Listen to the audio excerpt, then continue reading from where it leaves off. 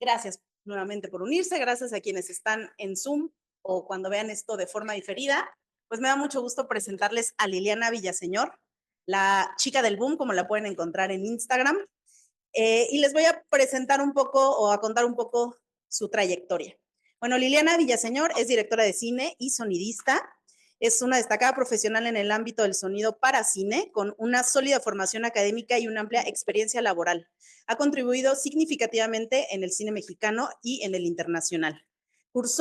Egresó del Curso General de Estudios Cinematográficos en el Taller Cinematográfico de Mantarraya, hoy conocido como Escuela Superior de Cine, entre 2013 y 2015. Paralelamente, completó la licenciatura en Ciencias de la Comunicación en la Facultad de Ciencias Políticas y Sociales de la UNAM. También tiene formación técnica en fotografía, laboratorista y prensa, adquirida en la Escuela Nacional Preparatoria de la UNAM. A lo largo de su carrera, Liliana ha trabajado en una variedad de proyectos, tanto de largometrajes de ficción como en documentales. Su trabajo en Todo el Silencio de Diego del Río, que recibió el premio del jurado en el Festival Internacional de Cine de Kerala en la India, destaca por su meticuloso manejo del sonido directo.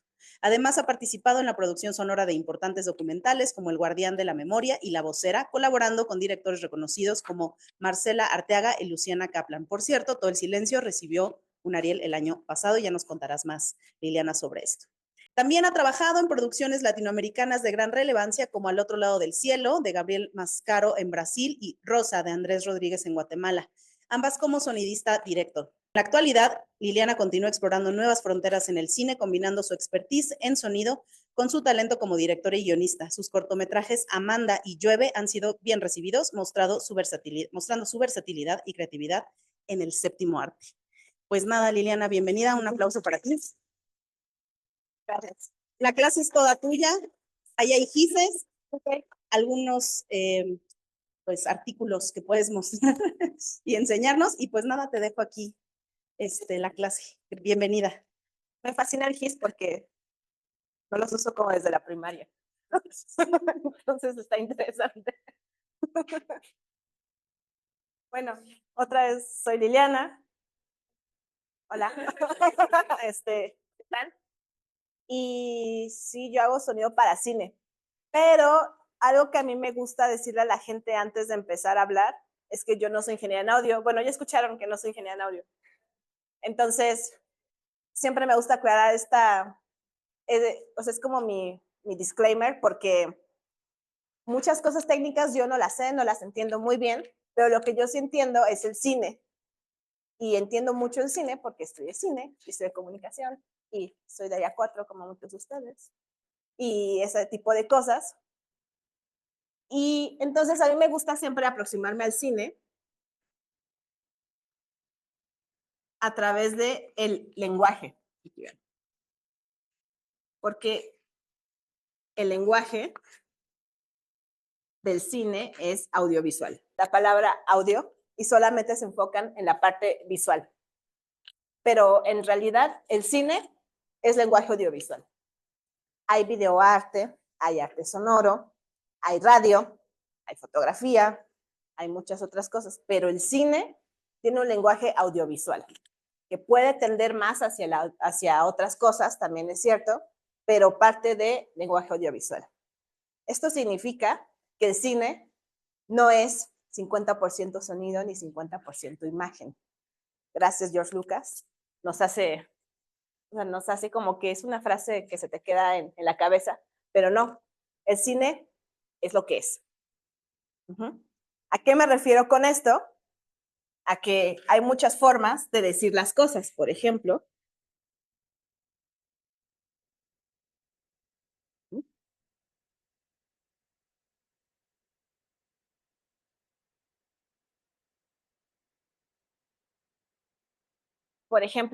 ¿esto qué es? ¿Y aquí qué dice? ¿Y qué acaban de decir? ¿Y acabamos de hablar sobre lo mismo? Muy bien, pues exactamente sucede lo mismo en el cine. Así como puedes contar una historia a partir de un lenguaje pictórico o de un lenguaje más literal a un lenguaje más auditivo. Pero ambos van a contar una idea. La pregunta, que es la más importante y que yo le digo a la gente es, cómo vas a contar tu idea.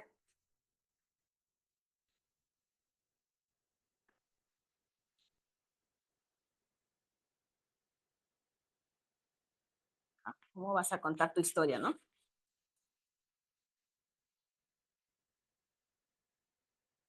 ¿Por qué? Porque para hacer una película lo primero que necesitas es un guión. Pero para escribir un guión necesitas una imagen, pero una imagen no es necesariamente una imagen visual, puede ser una imagen sonora. Y a partir de una imagen, uno puede narrar toda una historia. ¿Sí me estoy dando a entender? Entonces, cuando ustedes escriban un guión, pueden partir a través de un sonido. Pueden partir a través de, no sé, de una tetera, de el viento, de los árboles, de una canción, muchas cosas. Pero eso puede ser un detonante para contar una historia. ¿Dónde nace el sonido de una película?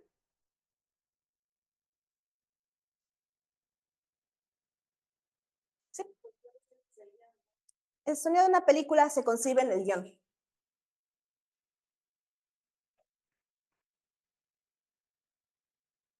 Eso significa que la primera persona que va a inventar o va a maquetear una propuesta sonora va a ser nuestro guionista.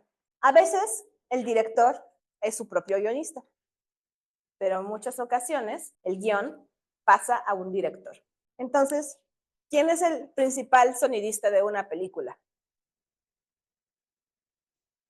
El director. Porque si el director no tiene una idea de lo que quiere sonoramente, no importa que se traiga el mejor sonidista del mundo como Simon Hayes, no va a funcionar. Porque necesitas una propuesta. Y entonces, el director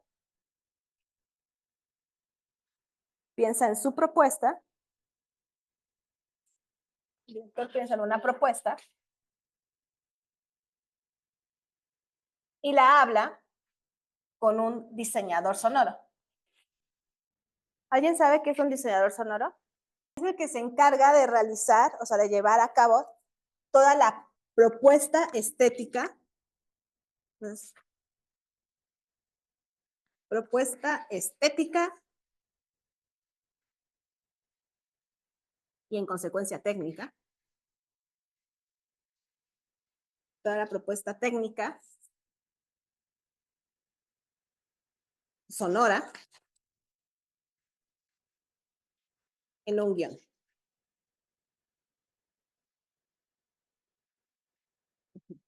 Esto significa que es el que va a llevar a cabo la parte audio del lenguaje audiovisual. Así como tenemos un fotógrafo en nuestras películas, el diseñador sonoro es muy importante porque va a hacer todo lo estético para todo lo estético de forma sonora para nuestra película. Entonces, una vez que nuestro director consigue un diseñador sonoro, ambos van a leer el guión y van a contar, van a estar pimponeando las ideas que tienen. ¿Alguien sabe cómo comunicarse con su diseñador sonoro? Porque les voy a decir algo, el diseñador sonoro generalmente sí estudió sonido. Entonces, ¿tienen ideas de cómo llegar y aproximarse con su diseñador sonoro? ¿No? ¿Cómo se aproximarían con un fotógrafo? Con ideas de planos. Con ideas de planos. ¿Y cómo le muestras esas ideas de planos? ¿Con imágenes tuyas? No, de referencias de otras. Bueno, pues exactamente eso es lo que tienen que hacer con un diseñador sonoro. Poner ejemplos. O sea, seguramente el diseñador sonoro les va a decir que la presión sonora y que no sé qué, los decibeles, bla, bla, bla, les va a decir muchísimos lenguajes que puede parecer que no entiendan, pero que en realidad sí se entienden después. Pero si tú como director le dices, acabo de ver esta película y cuando se están peleando suena así y quiero que mi película suene parecido, el diseñador sonoro ya entiende lo que quieres. Si ustedes van con su diseñador sonoro y le muestran una película y le dicen, ¿es esta película? ¿Es todo lo que no quiero que mi película sea? Entonces, su diseñador sonoro sabe que por ahí no es. No necesitan saber cosas técnicas, lo importante es aprender a comunicarse con su diseñador sonoro, es dejarle la mayor cantidad de ejemplos para que él pueda realizar la forma auditiva de nuestra película. Entonces, yo creo que es más importante saber comunicarse con un diseñador sonoro que hasta saber grabar sonido. ¿Por qué? Porque hoy en día tenemos YouTube y tenemos TikTok y tenemos muchísimos PDFs. Entonces, si no sabemos utilizar algo, solamente estamos en un how to use, bla, bla, bla, bla, bla, y aparece todo. Pero lo que no aparece es el cómo comunicarte con tu diseñador sonoro. Lo que no aparece es, ya tengo un guión, ya tengo una historia, ahora cómo le hago una propuesta sonora. Y lo que está muy olvidado dentro de el lenguaje audiovisual es la palabra audio. Si les interesa más cosas sobre el lenguaje audiovisual, hay un francés llamado Michel Chion,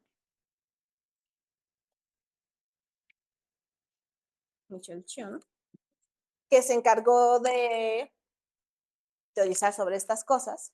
Su libro como que más famoso es uno que se llama la audiovisión.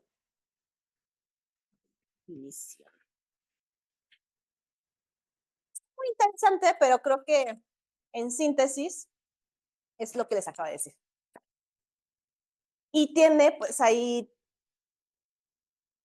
hay conceptos sobre cómo se llaman los sonidos que tienen flora y que tienen fauna, los de personas. O sea, ahí viene el lenguaje más técnico. Pero la tesis de este libro empieza diciendo que cuando nosotros vamos al cine, no vemos películas. Nosotros audio vemos películas. Entonces, en consecuencia, hay un lenguaje audiovisual y tenemos un responsable auditivo de nuestra película. ¿Tienen dudas? ¿No?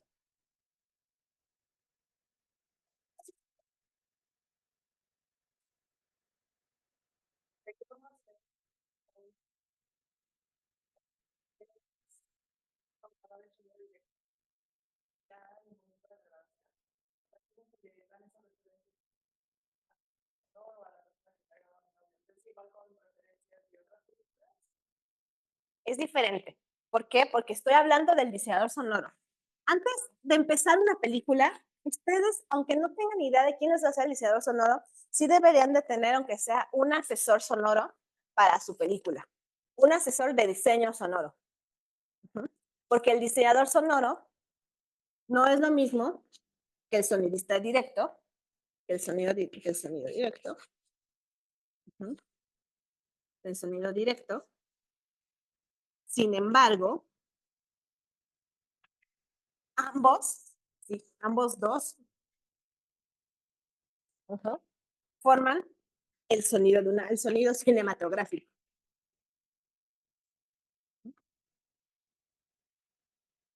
También, solo una persona microfonista, o cuál sería la diferencia entre el sonidista directo y el microfonista? No, hay mucha diferencia. El sonido directo es el sonido que vamos a captar en locación. De hecho, en algunos países del mundo se llama sonido de locación. Sonido de locación.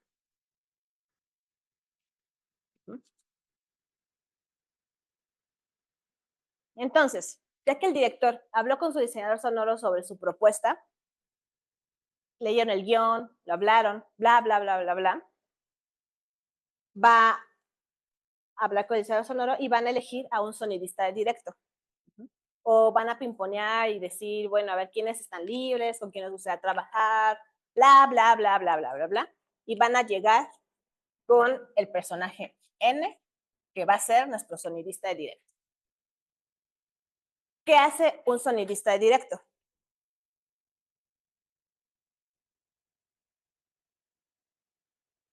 A ver, ¿cómo le van a hacer para sus cortometrajes? Pregúntome yo. A ver, Rebeca. Según yo, el sonidista directo es justamente el que capta todo lo que está en la ocasión, ¿no? Toma el room tone, toma los wild tracks, si no mal recuerdo. Sí se llaman así, la verdad no me acuerdo, pero bueno, Ah, bueno, pero bueno, es básicamente la persona entonces que pues justamente toma todo el sonido de la locación. Okay. Sí, el sonidista directo graba todo el sonido de la ocasión. Él va a agarrar la materia prima. La materia prima para nuestro diseñador sonoro. O sea, él es como que, si esto fuera un estudio científico, él es el que va a recolectar plantitas, ajá, las muestras. Y si no están en buen estado, pues ya no hay estudio. Sí, o sea, es el que va a preparar la arcilla, es el que va, o sea, es nuestra materia prima. Y es muy interesante esto porque los procesos de foto en una película empiezan así y terminan acá. Mientras que el proceso de sonido empieza aquí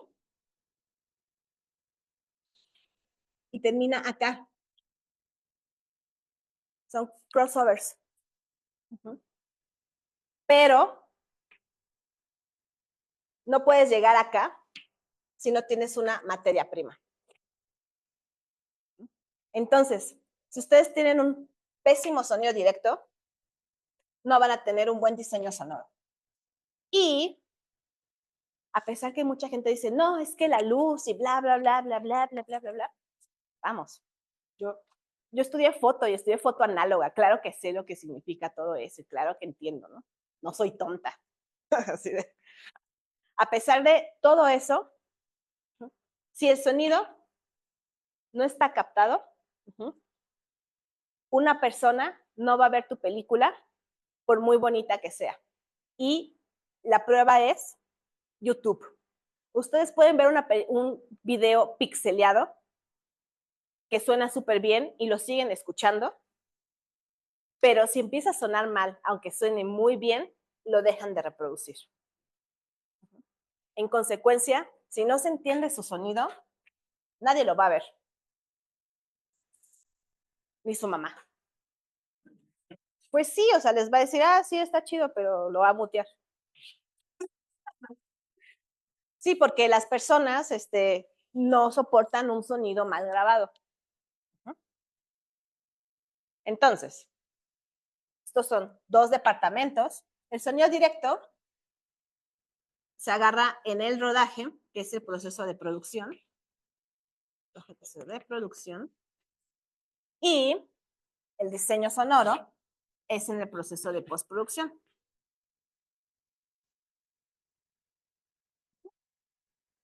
Entonces, se leyó el guión y nuestro diseñador sonoro, nuestro sonidista de directo y nuestro director van a hablar y van a comentar sobre las historias y ya tenemos a 3 personas muy creativas y van a empezar a rebotar ideas. Y el sonidista de directo le va a decir al diseñador sonoro, ah, ¿qué tal si te lo grabo con tal micrófono? Y entonces el diseñador sonoro va a decir, sí, pero que sea de esta marca porque bla, bla, bla, bla. Y entonces el director va a decir, ay, ¿se acuerdan cuando salió esta película rumana de no sé qué, bla, bla, bla, y que había muchas sirenas, bla, bla, bla?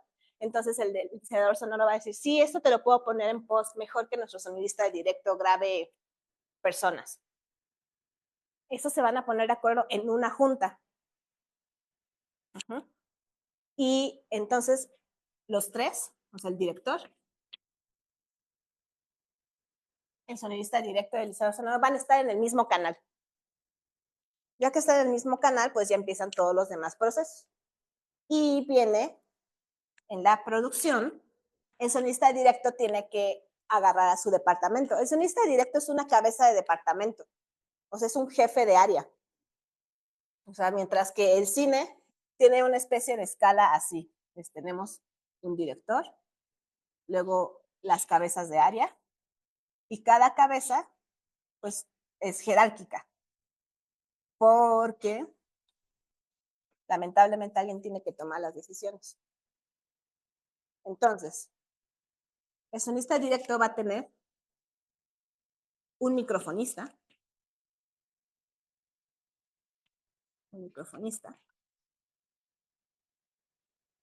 y va a tener un utility.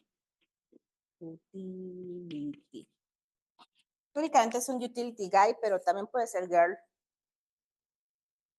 Entonces me gusta más ponerle utility. Utility, whatever. Exacto. Sí.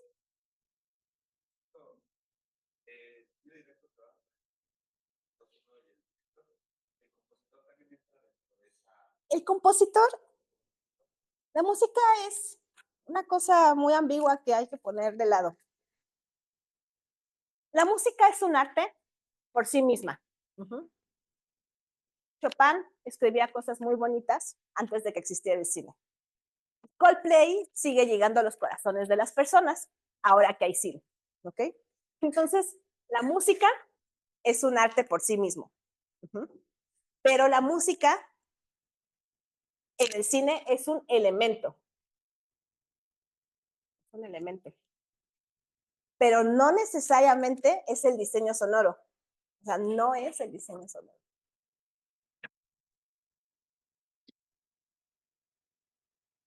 ¿A qué me refiero con esto? A que tú puedes tener una película que no tenga una sola nota musical en su haber. Porque el sonido, al igual que la foto, tiene sus propios elementos. ¿Sí me di a entender? Y ahorita como que profundizo en los elementos, pero sí, es muy importante entender que la música no es un diseño sonoro. La música es un arte por sí mismo, ¿okay? Pero no es un diseño sonoro. ¿Okay? Volviendo a lo que es el rodaje, nuestro nuestro sonidista va a elegir a un microfonista y a un utility. ¿Qué hace un microfonista?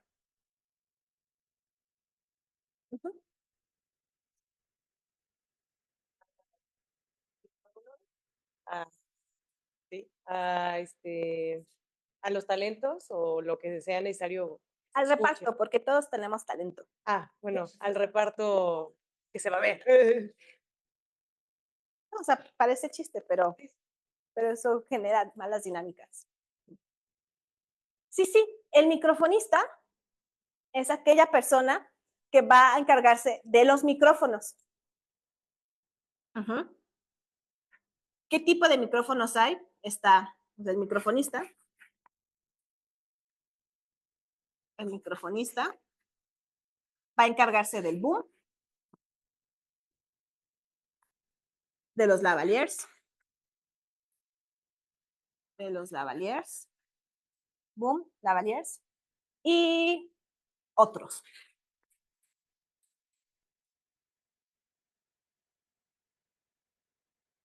En cinefoto tienes al primer asistente de cámara, que es el foquista.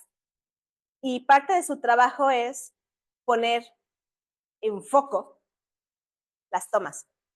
El microfonista, aparte de poner micrófonos, va a poner en foco los micrófonos. ¿Por qué? Porque ustedes se han dado cuenta, tanto en notas de voz como con estos micrófonos, que si hablas muy lejos o si te mueves, no se escucha bien. Eso auditivamente se llama eje, pero es exactamente lo mismo como poner en foco. Entonces, el microfonista se encarga de que todo esto esté bien. Les digo, su equivalente es el primero de cámara. ¿Sí? Entonces, la pregunta es, ¿ustedes pondrían a su primo de 17 años que quiere estudiar cine a hacer foco? Entonces, ¿ustedes pondrían a su primo de 17 años que quiere hacer cine a ser microfonista? Pues no. Porque sí necesitas un nivel de expertise. Entonces, esto es lo que hace un microfonista. Y hay personas que toda su vida son microfonistas.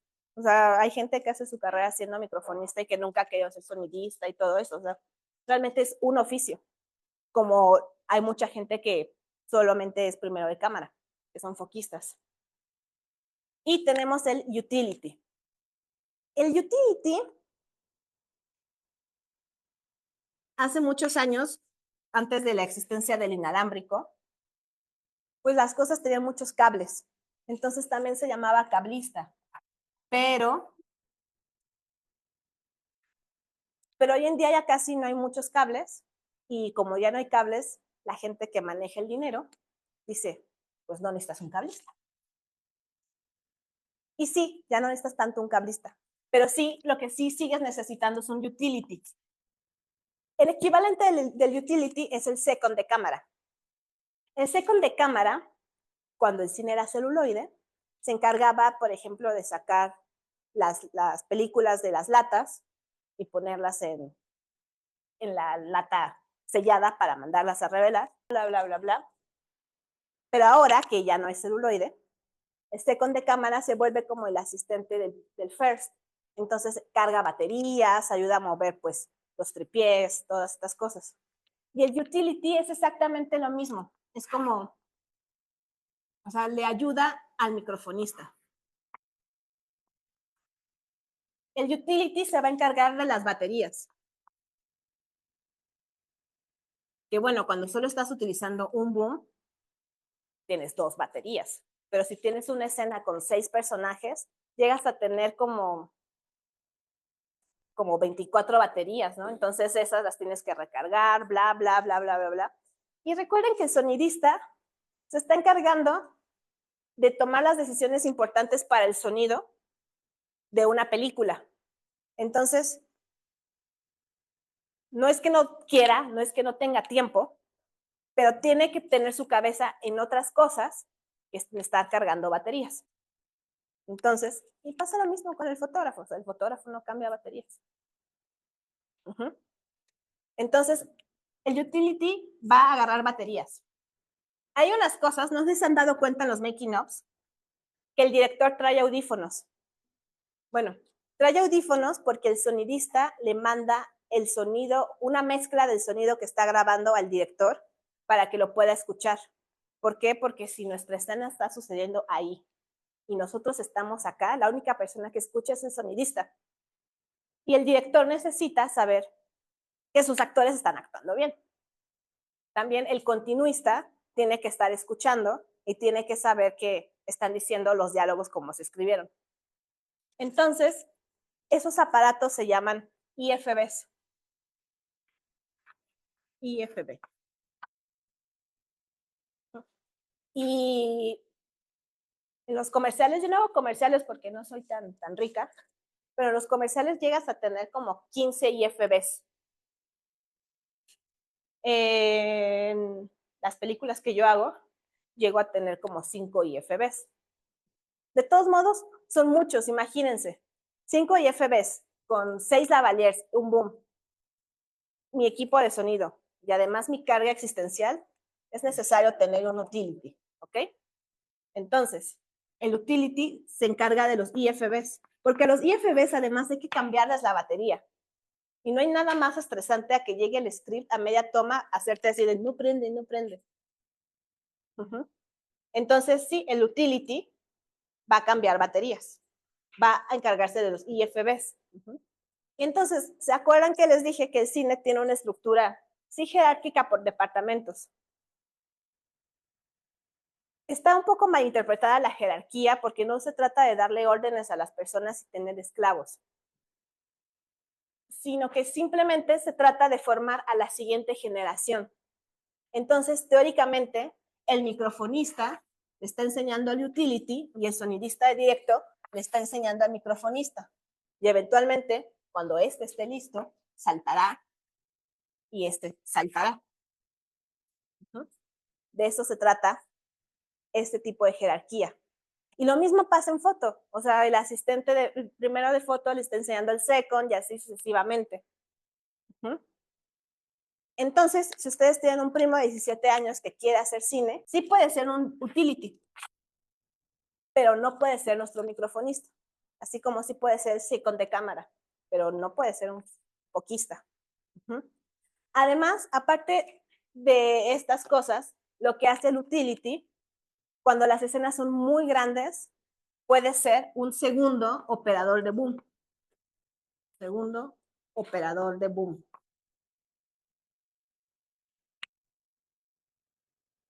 No va a agarrar los diálogos importantes, no va a seguir a los personajes principales, porque para eso está nuestro microfonista principal. Pero a este le estamos enseñando a hacer un segundo operador de boom. ¿Okay? Por eso les digo, este tipo de escalas tiene un sentido. ¿Tienen dudas al respecto? ¿No? Ok.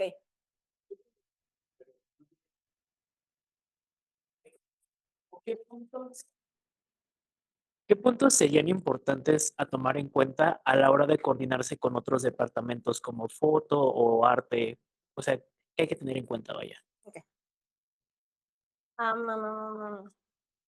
Pero bueno, entre boom, entre un sonidista, un diseñador sonoro, un microfonista y un utility, ¿ya no hay dudas o sí hay dudas? No, no, es para confirmar otra vez lo del IFB, es todos estos micrófonos que utilizan el director y el de continuidad. Sí, son unos receptores que de mezcla. Es como un walkie-talkie. Ah, ok. Tú ya los estás escuchando, pero solamente vas a escuchar lo que el sonidista quiere que escuches. Ah, ok. Gracias. ¿Alguien más tiene dudas sobre eso? Ahí atrás.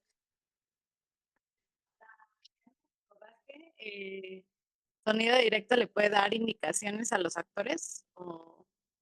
Sí y no. O sea, un sonidista de directo tiene varias responsabilidades en un set. Que ahí creo que vamos a juntar entre tu pregunta y tu pregunta. ¿Ok?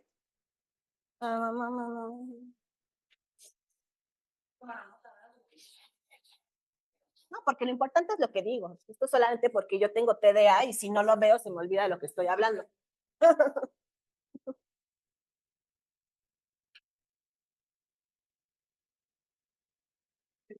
No, es en serio.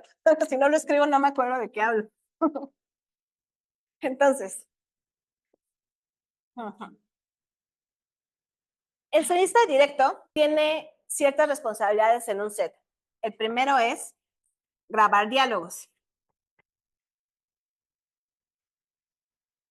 Bueno, es un poco obvio, es hola, ¿cómo estás? Sí, yo muy bien, bla, bla, bla.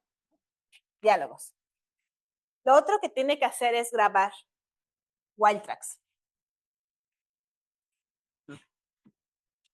Tiene que grabar room tones. Room tones. Tiene que grabar room tones. Tiene que grabar ambientes.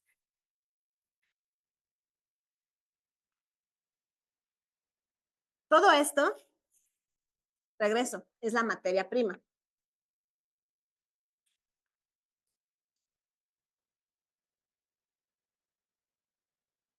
Sin esto, o sea, si no hay diseño.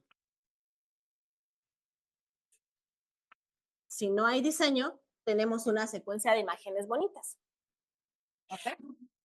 Ahora, también un sonista de directo va a tener que ir a scoutings. Bueno.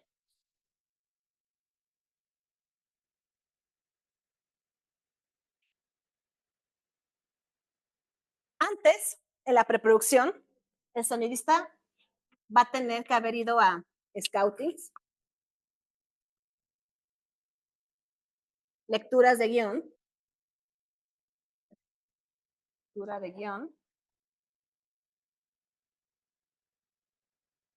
¿Qué más hay que hacer? Ah, ya, pruebas.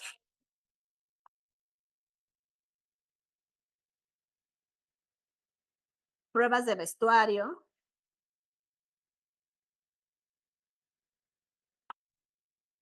Y pruebas de equipo.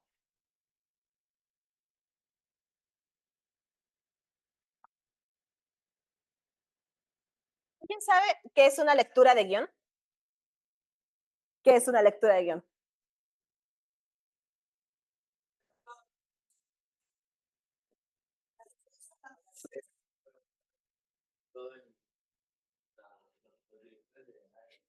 Ujú.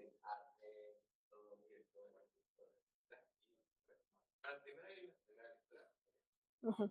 Y algo por encima de la lectura de guión es justamente estar leyendo el guión para ir como haciendo anotaciones, todos los también haciendo ciertas observaciones, ciertas necesidades, pensando en cómo van a resolver todo lo que está escrito, decir, o también si tiene dudas, ya pongo el audio, o el diseñador, ¿cómo quieres, cómo voy a lograr esto, o qué emoción quieres transmitir, ¿no? Y bueno, o sea, por ejemplo, ok, cómo se va a ver, foto con el tipo de hacer, pero en general es como una revisión Ujú. de Sí, una lectura de guión. A la lectura de guión no va el diseñador sonoro, porque esta lectura de guión es para las cabezas de departamento que van a estar en el rodaje. Ujú. Entonces, dentro de esta lectura de guión está el cinefotógrafo, está el productor en línea, el gerente de producción, está el asistente de dirección, está el director de arte, está la diseñadora de vestuario, la diseñadora de maquillaje, están todos ellos y también se puede llegar a llamar el page to page. Page to page. O sea, es página por página. O sea, yo he entrado así a mi lectura de guión a las 10 de la mañana y he terminado a las 7 de la noche. Sí, también a veces ya son muy pesadas y las hemos dividido en 2 días. No sé qué es mejor. Pero así de intensas se ponen. Pero la lectura de guión es muy importante, porque es el primer diálogo de todos los departamentos con todos los departamentos. ¿A qué me refiero con esto? A que estamos hablando de esta secuencia de una clase y hay muchas personas hablando y y además es una escena que dura 3 páginas. Entonces la pregunta es, ¿cómo lo vamos a grabar? Porque tenemos a muchos estudiantes que van a estar en clase. Entonces el sonidista, claro que va a entrar en pánico y va a decir, no tengo tantos micrófonos para grabarlo. Pero entonces el director te dice, no, en realidad, como sabes, en las clases no todas las personas participan, entonces solamente vamos a tener a 3 estudiantes que van a hablar y los vamos a cubrir en un solo plano. Entonces ya sabes que puedes poner un micrófono por plano según a nuestro beat. Pero luego te dice, sin embargo, todo el diálogo principal de la maestra se va a cubrir en un plano súper abierto y después eso lo vamos a cubrir ciertas cositas. Entonces, va a haber un diálogo súper abierto. Eso significa que mi boom no va a poder estar muy cerca del cuadro. Entonces, ahí es cuando el sonidista negocia con el fotógrafo y le dices, bueno, no va a poder estar tan cerca del cuadro, pero por favor hazme el paro y no me pongas tantas luces, ponme unas cuantas banderas para que mi boom pueda estar lo más cerca posible. Y entonces el fotógrafo va a decir, sí, claro, yo soy chido y te ayudo. O no, algunos no son chidos. Y lo mismo, a lo mejor de repente, no sé, de repente alguien se cae y empieza a salir sangre. Y entonces, pues, maquillaje sabe que esa escena, que ese día tiene que llevar sangre. Y ya sabemos que cuando hay sangre hay mucho ruido. Entonces, todas estas cosas las vamos sabiendo porque si no, no podemos llegar al rodaje porque llegaríamos en 0. Entonces, en esta lectura de guión la lectura de guión es nuestro primer acercamiento. Ahí es cuando hacemos todas las preguntas y el sonidista directo, aparte de las preguntas que le van a ir surgiendo en la lectura, tiene que llegar porque los wild tracks y ambientes son tomas de sonido, no necesariamente tienen cámara, o sea, no, pero eso no significa que no sea material que tenemos que agarrar de nuestra película. Entonces, nuestro asistente de dirección tiene que programarlo. ¿Por qué? Antes no se estilaba eso. Entonces, el sonidista muchas veces hace sus ambientes o sus wild tracks en su hora de comida o en su día de descanso. Y debo decirles que el sonidista es una persona que a lo mejor le duele la espalda porque ya no tiene 20 y tantos y quiere descansar. O simplemente dormir porque es un derecho. Entonces, es importante que nuestros wild tracks estén programados. Y no solo eso, o sea, dejemos de lado los derechos de los sonidistas. Hay mucha gente en el set.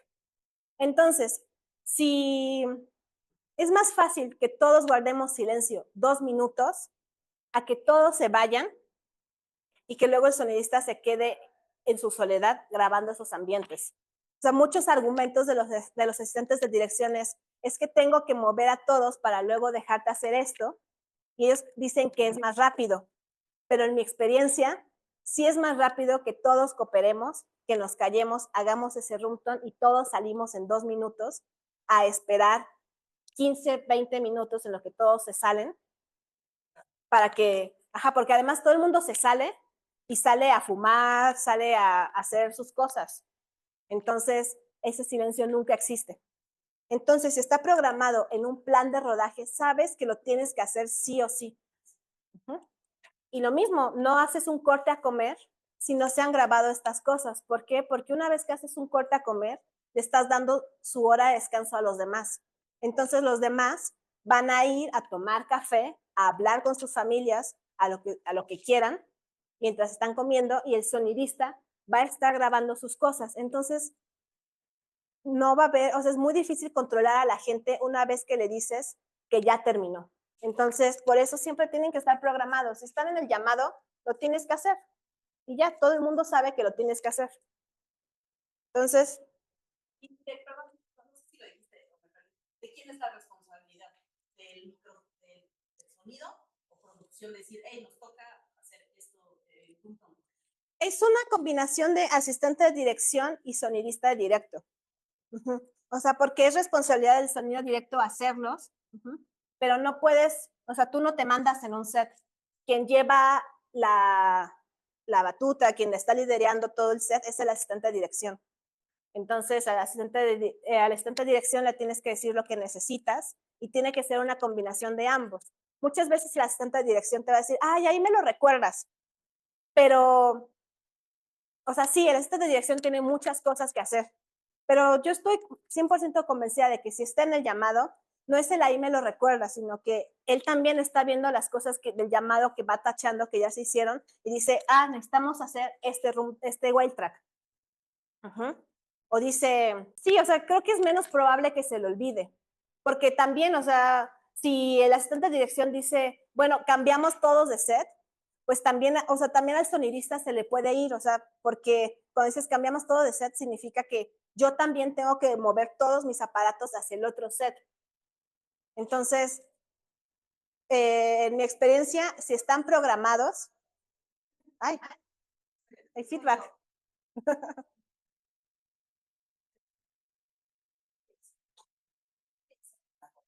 Ok. Pero tienes un bonito. Al menos sabemos que estoy bien microfoneada.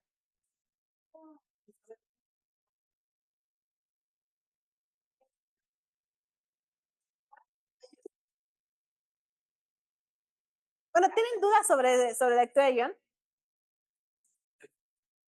¿Respondí a tu pregunta? ¿Sí? Ok. Ok. No.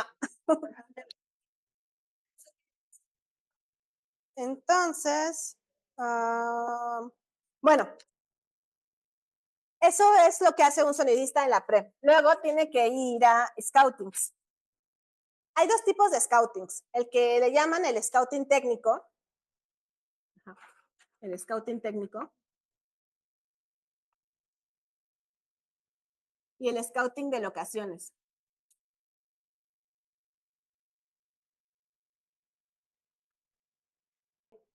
¿Qué es un scouting?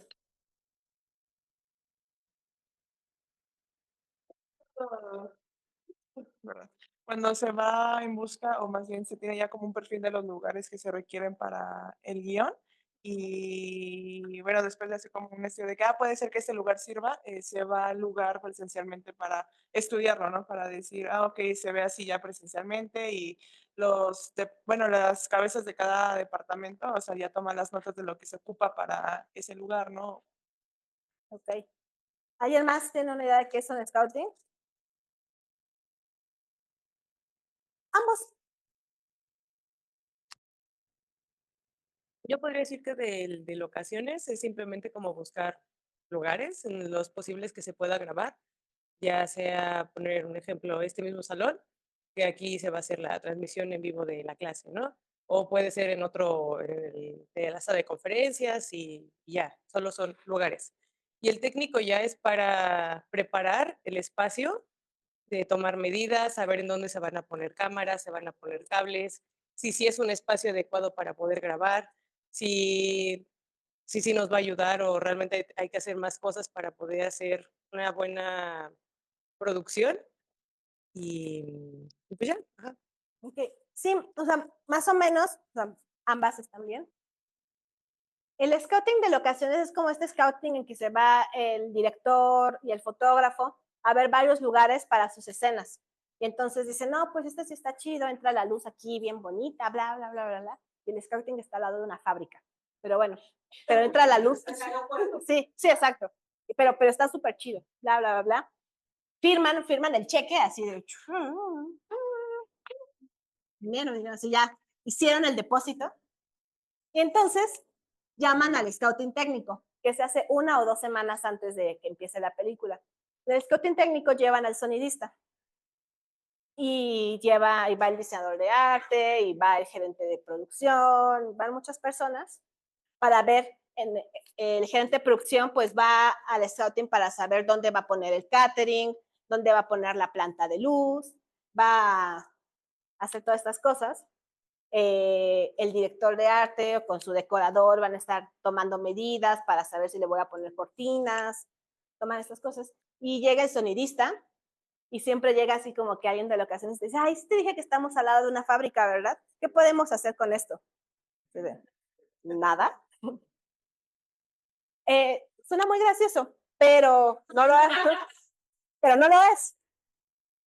No lo es. ¿Por qué? Porque generalmente yo entiendo que es por razones monetarias que al sonidista de directo no lo llevan al scouting de locaciones. Entonces yo sé que es para no pagarle más días de preproducción al sonidista, porque el sonidista cobra 1 semana de preproducción. Y estos scoutings pueden durar varios días. Entonces yo sé que es para no pagárselos. Pero cuando llevan al scouting técnico al sonidista y ya pagaron, o sea, ya firmaron la locación y está al lado de una fábrica, no hay poder humano que pueda tener el sonidista para quitar todo ese ruido. Lo más que puede hacer el sonidista es decir, bueno, los domingos está abierto esto, a lo mejor si grabamos en domingo pueda funcionar. No, pues es una fábrica, vamos a grabar con la fábrica abierta. Ya. O sea, si ya está cerrado el deal, no se puede hacer nada. O la reverberación. La reverberación no se puede quitar.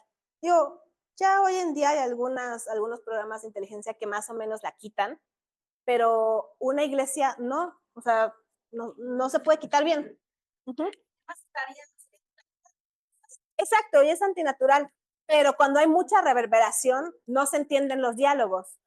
Entonces, ustedes llevan al sonidista a un lugar que tiene mucha reverberación y le dicen, bueno, ¿qué hacemos con el reverb? Es una de dos.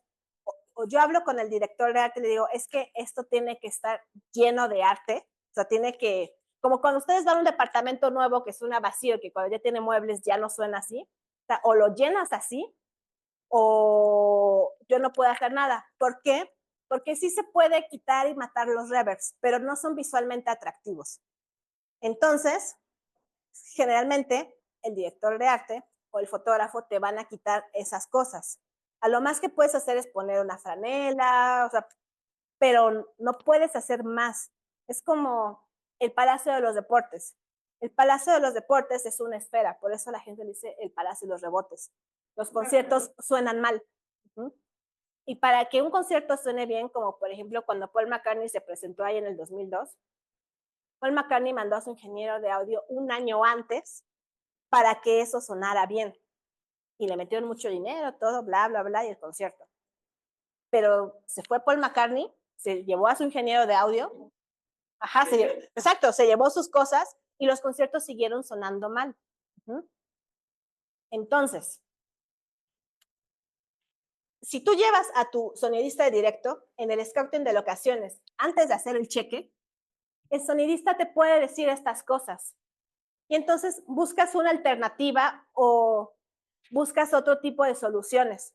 Pero cuando ya llegas así a punto de grabar el siguiente día, no hay poder humano. En serio, o sea, sí, el sonidista podrá ser muy bueno, pero no es Dios. Sí. Entonces, lleven a su sonidista a los scoutings que necesiten.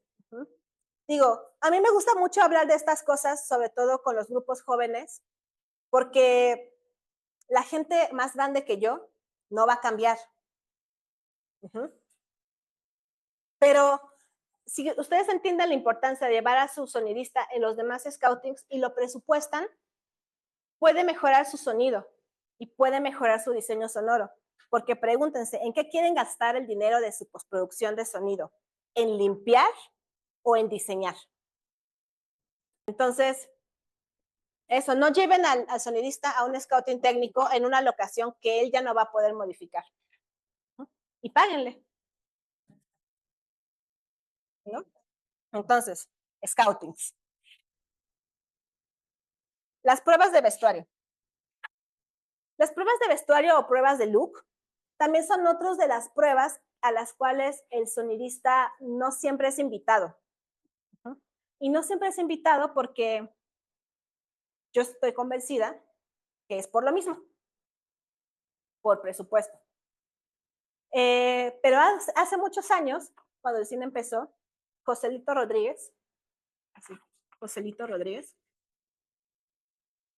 el primer sonidista de México, Joselito Rodríguez, él cambiaba vestuarios. ¿Por qué? Porque, por ejemplo, veamos. Exacto, así de quién viene complicado. No, es algodón. Bueno, no lo sé. Ajá, es algodón. Pero, bueno. Esa, sí. Pero, por ejemplo, esa chamarra. O sea, ¿puedes levantarla y agitarla? ¿Escuchan que suena? Bueno, eso va a sonar en el micrófono cada vez que él se mueva. Entonces, sí, uno intenta microfonear, bla, bla, bla, pero eventualmente cuando él haga esto, va a sonar. Y va a sonar en el boom. Entonces, está muy bien si es un personaje externo o solamente tiene 2 líneas, pero si ustedes le ponen esa chamarra a su personaje principal que se la va a pasar hablando y suena, eso significa que toda la película va a tener ese ruido. Y la verdad es que los folies de ropa se pueden hacer después en post. Pero los diálogos, o sea, lo que tiene el sonido directo, sobre todo la corriente mexicana, que también es la corriente francesa, y es que el sonido directo es la médula espinal de las películas. Entonces, nosotros tenemos la tendencia a creer que es la actuación de ese momento y, o sea, y que es irrepetible. Hay otras escuelas de cine que no les importa y que lo doblan, porque ellos tienen la corriente de que en el doblaje pueden hacer cosas maravillosas. Y tienen dinero para hacerlo, sí. Ambas están bien, ninguna es mejor que la otra, es una decisión estética y monetaria, pero generalmente en México utilizamos el sonido directo. Entonces, si su sonido directo tiene esa chamarra y ustedes no fueron invitados a las pruebas de vestuario y llegan el primer día y es la chamarra, o sea, van a tener que estar discutiendo con vestuarista, con director y con continuista en el día 1 de rodaje para poder cambiar esa chamarra. O a lo mejor la chamarra la ponen en la escena 35 y luego ya no, y está en continuidad. El punto es que todas estas cosas se pueden ahorrar si invitan a su sonidista a las pruebas de vestuario. No se trata que les quiten las cosas, no se trata que llegue el sonidista a decir, ay, no, esa chamarra no me gusta. Se trata de pedir ayuda, porque lo bonito del cine es que es un trabajo en equipo, y cuando un departamento gana, a la larga todos ganamos, pero si un departamento pierde, a la larga la película pierde. Entonces, eso es muy importante, o sea, por eso invítenlos a sus pruebas de vestuario y digan, o sea, a lo mejor quieren ponerle demasiados collares y los collares suenan. Entonces, hagamos como, o sea, se trata de buscar un acuerdo. Por ejemplo, Simon Hayes, que es el mejor sonidista del mundo, lo pueden buscar en Instagram, pero Simon Hayes ahorita, o sea, la película más reciente que hizo es Wicked. Pero bueno, eso es musical, a todo el mundo le gusta la música. Por ejemplo, Simon Hayes hizo las de James Bond y también hizo Guardianes de la Galaxia. Y en Guardianes de la Galaxia ven que hay un personaje que es gris, que no tiene playera, pero que tiene mucho maquillaje por acá. Okay. Bueno, pues este personaje pasaba como 3, 4 horas en maquillaje prostético para hacerle esto. Y el microfonista de Simon Hayes llegaba con su lavalier y se los pasaba a los de VFX, o bueno, a los del maquillaje prostético. Y el micrófono lo ponían, está a la vista, dentro de todo este maquillaje que lleva aquí, y entonces sonaba bien. Él tenía su lavalier siempre, pero eso significaba que el microfonista tenía que llegar a poner ese micrófono cuando lo estaban maquillando. Si no, se lo hubiera visto un lavalier, y ese micrófono lo escondían con maquillaje. En Wicked, y ustedes pueden buscar en su Instagram porque explica paso a paso cómo lo hizo, en Wicked se coordinó con los de VFX, con los de los efectos visuales de computadora, y hay algunos micrófonos que se ven. Y entonces hubo presupuesto para poder quitar esos micrófonos en computadora. ¿Por qué? Porque algo que tiene Wicked y Simon Hayes es que Simon Hayes es el sonidista de Los Miserables. Y Los Miserables es el primer musical de cine donde la música es sonido directo, o sea, donde los actores realmente cantaban en el set. Lo demás, algunos otros musicales son playback, o sea, Moulin Rouge,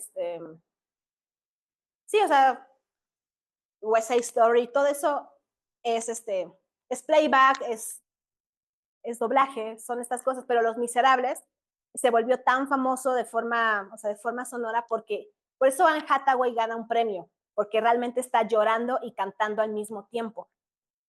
O sea, este es el valor que tienen Los Miserables. Y bajo esa cosa, o sea, bajo esa línea, se hizo Wicked. Entonces, para poder preservar la voz completa como si fuera un musical de Broadway, los micrófonos estaban a la vista y los esconden con VFX. Entonces, todo eso solamente lo puedes lograr con pruebas de vestuario, con una lectura de guión y con una buena disposición del mundo. ¿Okay? Ahora, la prueba del equipo es quizá la prueba más técnica y no es la menos importante, pero yo sí creo que es la menos importante de todo esto. ¿Por qué? Porque en la prueba de equipo vamos a ver que mi grabadora de sonido sincronice bien con la cámara que vamos a utilizar. ¿Por qué? Porque hay una cosa llamada timecode.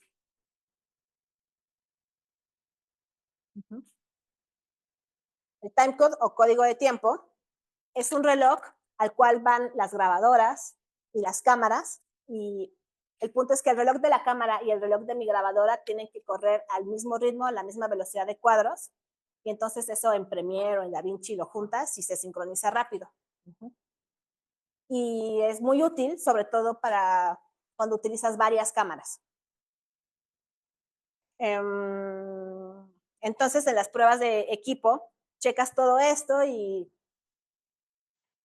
ya. ¿Tienen dudas?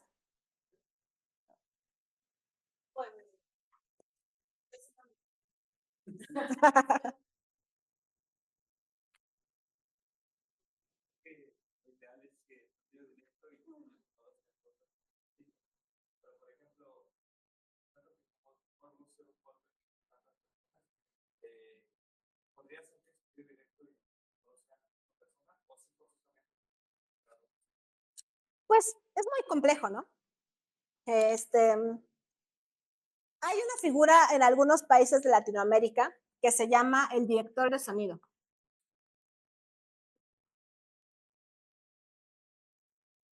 En México no existe el director de sonido.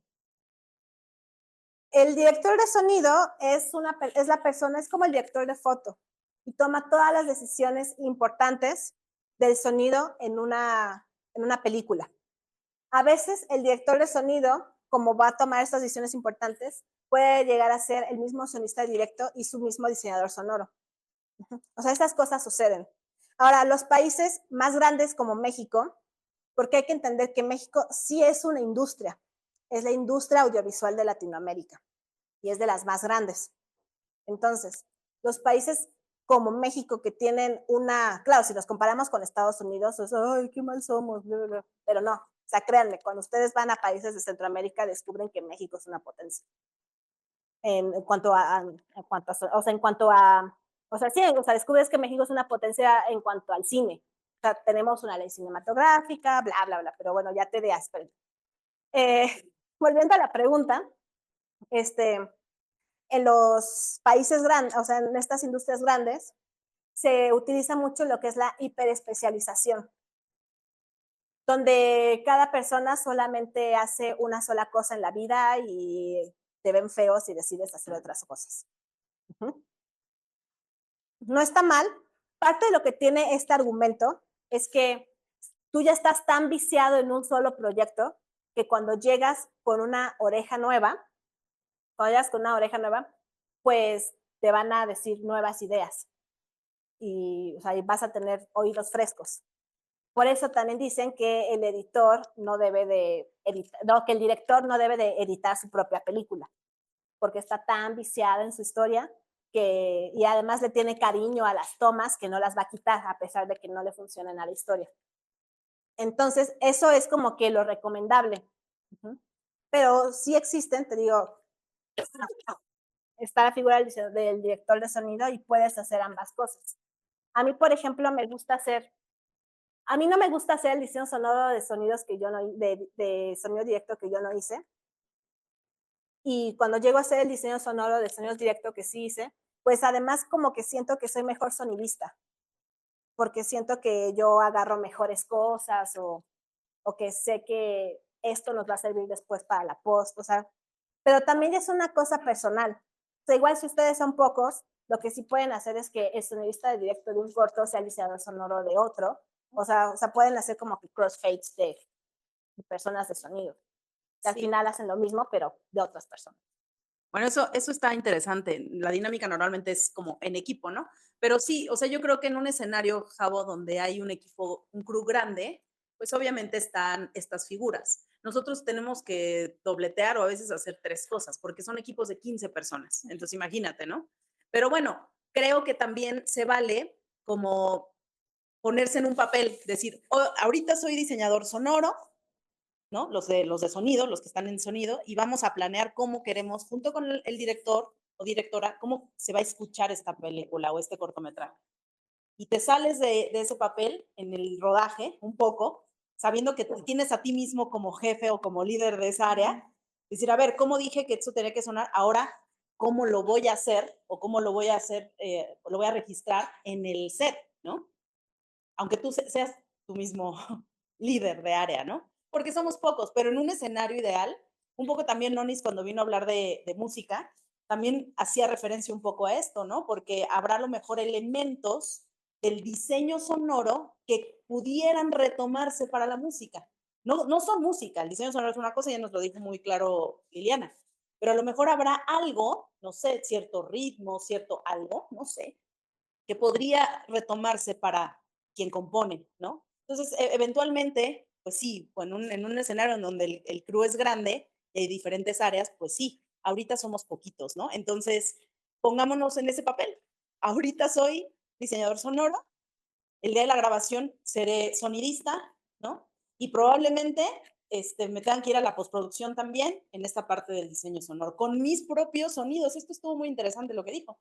Yo los registré. Es, voy a lidiar con mis propias consecuencias, ¿no? Con mis actos. Ah, súper. Y bueno, y también algo que tiene el ser, o sea, el que haya otra persona, es que el diseñador sonoro le puede decir al sonidista de directo sus errores. Así de, no, o sea, no debiste haber grabado esto así porque en post no funciona. O sea, como que, sí, pues finalmente que haya otra persona sí te ayuda también a la retroalimentación.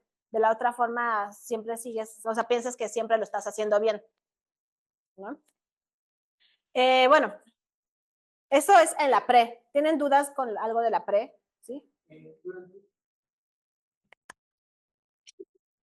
Durante el scouting técnico que tiene que hacer así como muy específicamente el sonidista directo, como de, sí. Bueno, en el scouting técnico, el sonidista de directo, pues va a ver la locación, tiene que checar si hay reverb. Por ejemplo, si vas a grabar en un parque, te acercas y le preguntas al gerente de locación. Le dices, en este parque, ¿qué días son las clases de Zumba? Sí. ¿Por qué? Porque a lo mejor las clases de Zumba son a las 8 y tu primera escena es a las 8:30.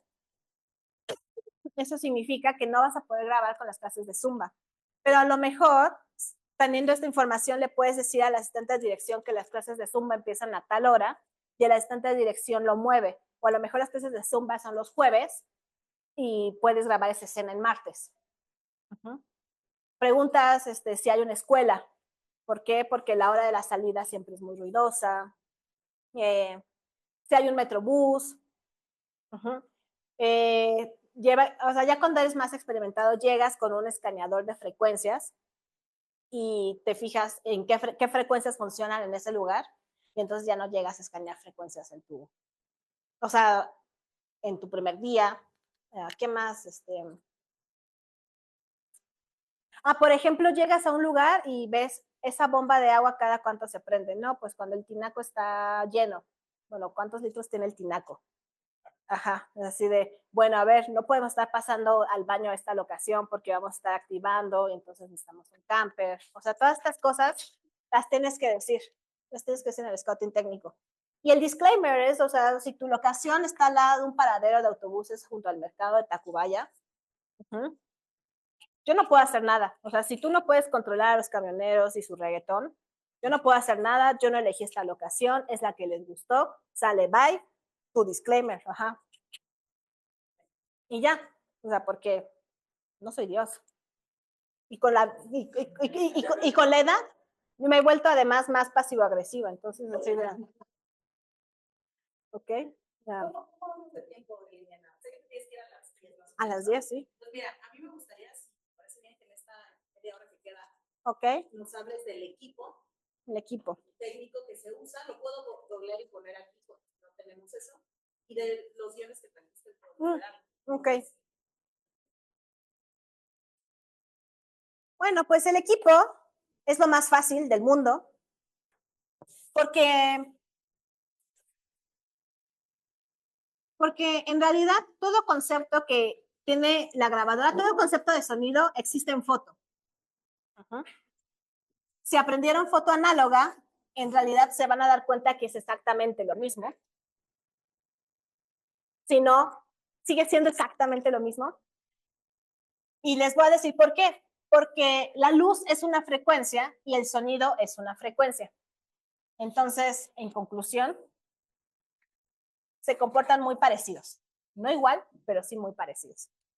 Yo creo que el problema de las clases de sonido es que la gente llega a hablarte de conceptos muy técnicos y no te habla de las posibilidades estéticas. Entonces, lo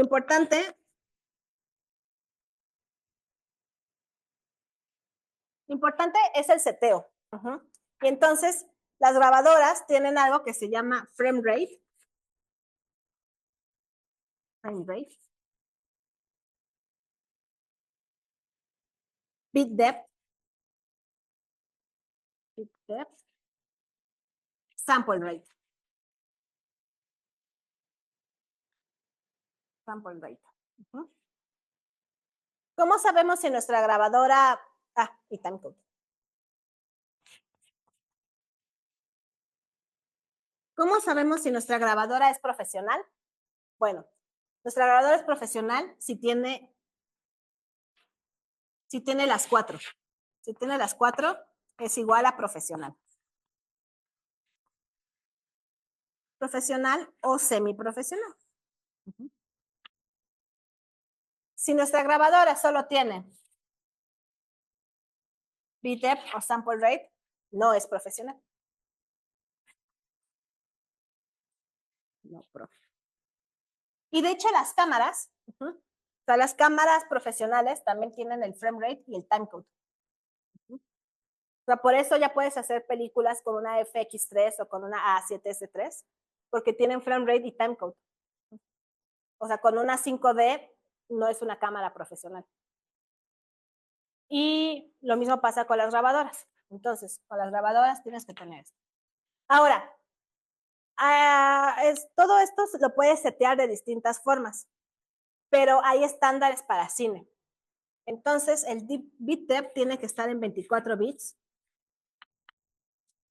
y el sample rate en 48 kilohertz.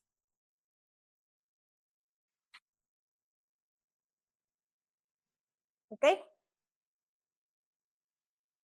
Se puede setear en otras cosas, pero si lo vas a setear en otros formatos, le tienes que avisar a tu postproducción y es algo que se determina en las pruebas de equipo. Pero si no, este es el estándar. El frame rate es la velocidad de cuadros. La velocidad de cuadros a la que corre la cámara.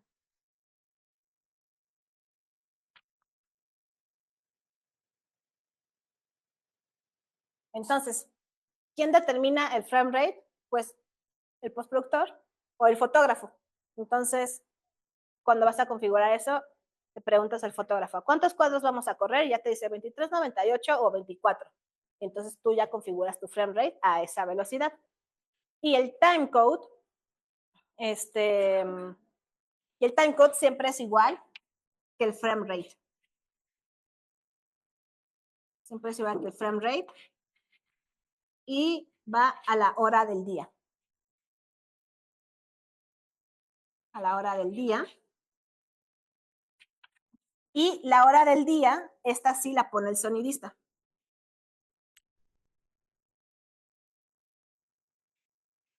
¿Ok? Este es el seteo básico de la grabadora. Los archivos. Los archivos, sí.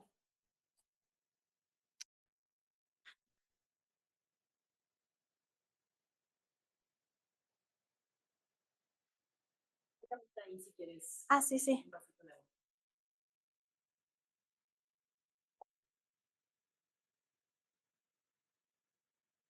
Gracias. Gracias.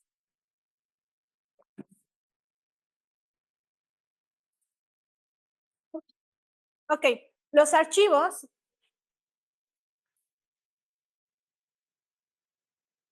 se graban en .wav. .wav poly.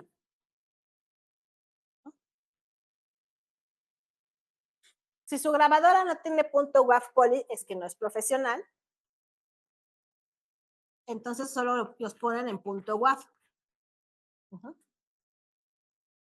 Ese es el archivo de mejor calidad para sonido. ¿Por qué? Porque el .wav te guarda la metadata.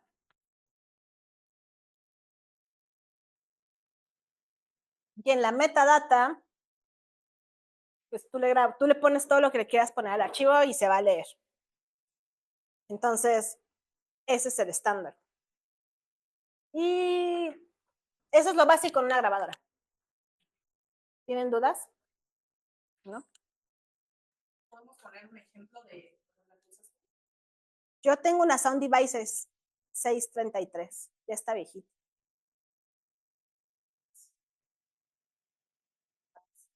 633.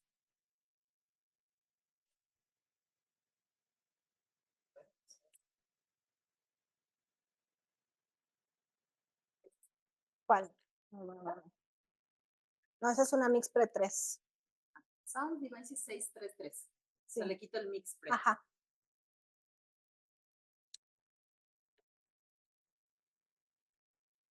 O sea, yo tengo el modelo es esa.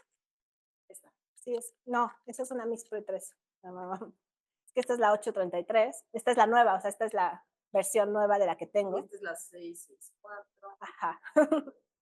Bueno, parecida a esa, ¿no? O sea, yo tengo la versión vieja de la 833. Ah, pues es ese video. Ah, está con... Es el video comparando la viejita con la nueva. Ahí lo voy a ver.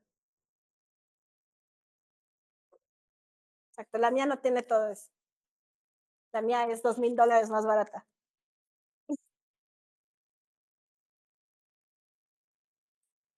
Ok, ¿dudas con la grabadora? ¿No? Ok. Ahora, los micrófonos.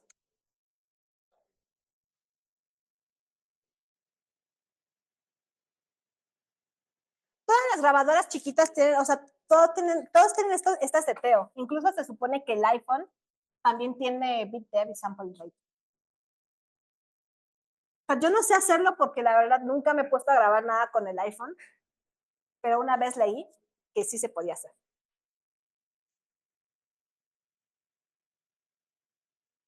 No.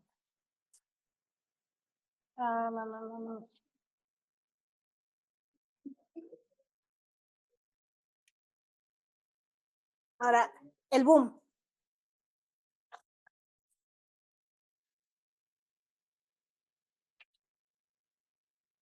Boom y lav. ¿Cuándo usas cuál?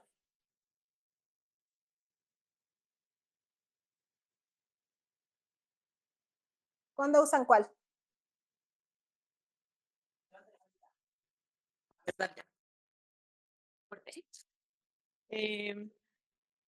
Yo creo que la Valier se utiliza para las personas que están actuando y tiene que estar como, están moviendo por muchos lugares y el boom no puede llegar como hasta allá.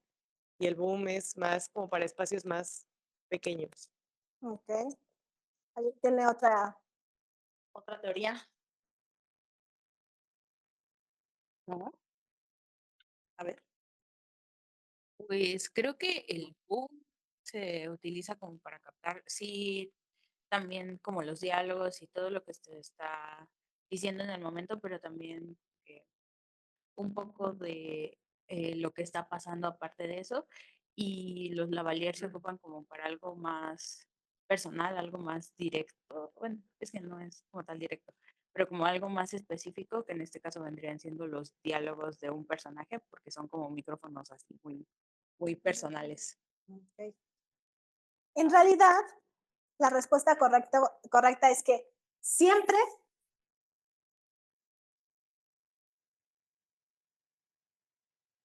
¿Puedo dar la palabra aquí a un compañero? sí. Creo que justo también depende mucho de que está en coordinación con el área de foto, de qué tan abierto sería el plano. Ok, la respuesta correcta es siempre ambos. Así, ambos. Siempre. ¿Por qué? El boom es el micrófono que se creó para cine. ¿A qué me refiero con esto? A que ya existían micrófonos. O sea, ya existía Frank Sinatra cantando, o sea, ya existían orquestas, ya existían muchísimas cosas. Pero el boom lo crearon específicamente para el cine. Y tiene esta particularidad de que el boom suena muy parecido a como ustedes escuchan. Entonces, el boom siempre suena más bonito. El boom te da perspectivas. Ahora, si ustedes ven el Instagram de Simon Hayes, pueden ver que Simon Hayes, por ejemplo, o sea, que hablando con las personas, en ciertos planos y por ciertos vestuarios, Simon Hayes mete el boom a cuadro. Y después lo quitan con VFX. Ahora, Adobe Premiere ya te puede quitar el boom, ¿eh? Quiero decirles una gran noticia. Bueno, o sea, no lo metan, o sea, en realidad no lo metan, pero a lo que voy es que el boom suena más bonito. Por eso, el sonidista de directo también tiene decisiones estéticas, porque además las marcas suenan diferentes. Es como cuando los fotógrafos eligen los lentes y deciden, no, que vamos a tener unos Mamilla, vamos a tener un Angenux, vamos a tener bla, bla, bla, bla. Se ve diferente.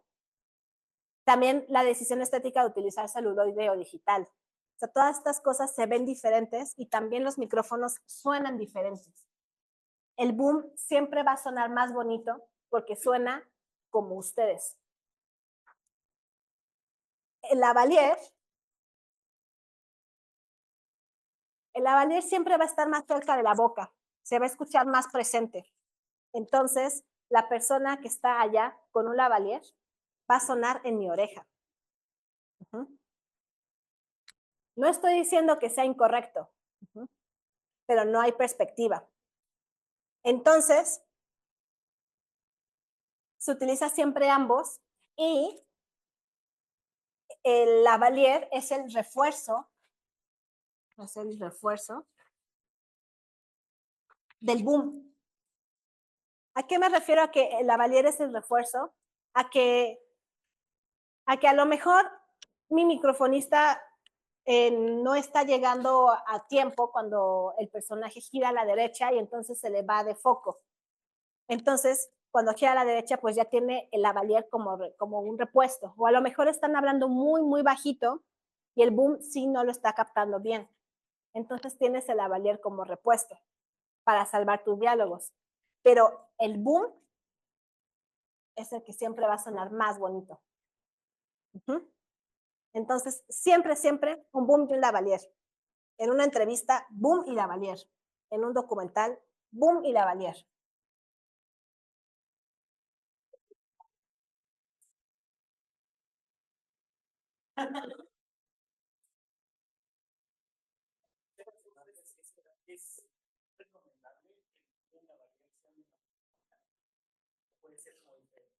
Pues la gente,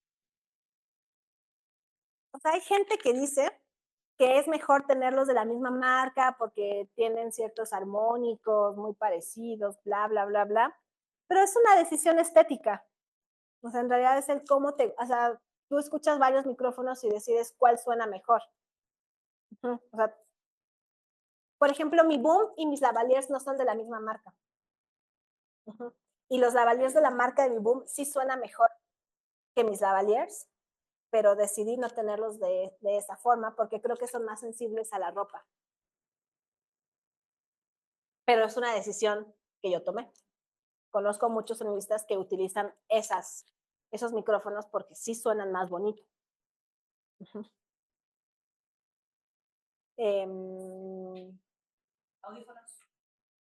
Audífonos. Los audífonos, en realidad, los audífonos para hacer sonido directo no son audífonos para escuchar música. ¿Por qué? Porque son audífonos flat. O sea, yo no puedo escuchar hip hop con mis audífonos para hacer directo. Les hace falta graves. ¿Sabes? La verdad es que sí me gusta que suene boom, pero no puedes tener este tipo de audífonos haciendo sonido directo porque si agarras unos sonidos de hip hop que tengan muchísimos graves y estás grabando en periférico, vas a escuchar los graves de los motores muy fuertes. Y entonces necesitas unos audífonos que tengan casi todo el rango de frecuencias equilibrado. Y lo mismo, no puedes tener unos audífonos que sean como que muy medios, como, no sé, como los Bose, porque las voces te van a estar sonando bonitas, pero todo lo demás no lo vas a estar escuchando bien. Entonces, los audífonos para grabar música son audífonos flat, que si quieren reproducir música ahí sí suenan mal. Hay de varias marcas. Yo uso unos Sony porque me gusta que son muy fáciles son muy cómodos, pero no son tan cerrados. O sea, yo sí puedo escuchar el exterior con mis audífonos, pero básicamente esta es la mayor característica que necesitas para los audífonos, que sean flat. La diferencia para descubrir qué equipo de audífonos es profesional es que cuando ustedes van a Mixup, ¿todavía existe Mixup? ¿Sí? Pues van a ver los audífonos así, y en la caja va a decir Hi-Fi o Pro. ¿Okay? Si dice Hi-Fi, cómprenselos para música. Si dice Pro, es para algo más profesional. No vayan a ponerse los que venden en el metro para hacer sonido. Sí, también sí necesitan un poco más de calidad. Sí. Pero hay cosas accesibles, por ejemplo, tampoco usamos comerciales de esto, pero Audio-Técnica es una marca bastante accesible, tiene diferentes gamas y los X no sé qué 20, y yo tengo por ejemplo que en respuesta plana o funciona bastante bien. Son los que les he prestado. Yo no soy Kaiser. Son baratos, 2,000 pesos o también. Sí, también los Sony que yo tengo son muy baratos, son igual de 2,000 pesos. Sí, o sea, para edición de audio necesitas unos un poco más cerrados. O sea, para que no te entre tantos, pero sí puedes utilizar, o sea, pero si son flat, funcionan. Yo creo que estaría muy padre que Ajá. nos enseñaras cómo se usa una caña. Ya que tenemos una bonita caña. Ok. Como tus técnicas de caña. Ok. Si quieres sin micro, o sea, pura caña. No importa si lo llenas de X. Ah, bueno. Ya lo limpiaré. Ok. No pasa nada. Bueno. Bueno. Lo primero que hacemos con una caña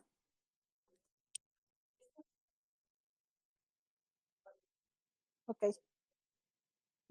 A ver. Por ejemplo, yo solo la doblo así hasta el final cuando la voy a guardar. Cuando estoy como que en uso, siempre le dejo abierto, o sea, siempre dejo como un dedo o dos de separación, porque es más fácil estirarla por partes cuando tienen dedos de separación. Ahora, siempre vamos a abrir primero la parte de arriba. ¿Por qué? Por dos razones muy sencillas. La primera es que entre las varas más ligeras siempre son las de hasta el fondo. Entonces, así está más ligero porque estás cargando una vara. Si abres la de hasta acá, estás cargando 3 varas. Entonces, una pesa menos. Y la otra es que si estás así platicando, estás así trabajando, sobre todo en un documental, estás trabajando bla, bla, bla, bla, bla, bla, bla, y de repente te das cuenta que necesitas un poco más de caña, pues ya tienes a la mano la siguiente vara. Está dura, la verdad.